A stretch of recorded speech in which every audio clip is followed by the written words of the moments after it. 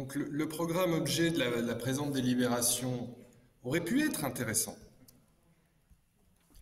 Mais si une année de mandature nous a bien appris quelque chose, c'est qu'avec vous, le diable se cache dans les détails.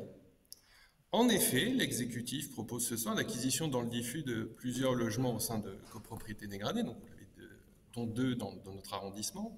Donc en résumé, vous ciblez les copropriétés affaiblies, un peu comme un prédateur qui cible une proie blessée ou malade, le pire comportement que nos amis communistes ne cessent de dénoncer, pour mettre un pied dans l'immeuble et gonfler artificiellement vos chiffres du logement social, parce que la création nette de logements, elle est nulle dans cette opération.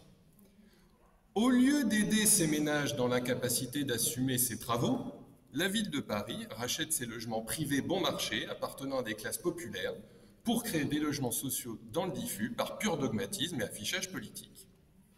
Je rappelle par ailleurs qu'il y a une petite dizaine d'années, la loi dite Duflot, vous savez du nom de cet éphémère député du 11e arrondissement, a créé le fonds travaux dans chaque copropriété, justement pour faire face aux investissements importants à venir dans les copropriétés en les lissant dans le temps.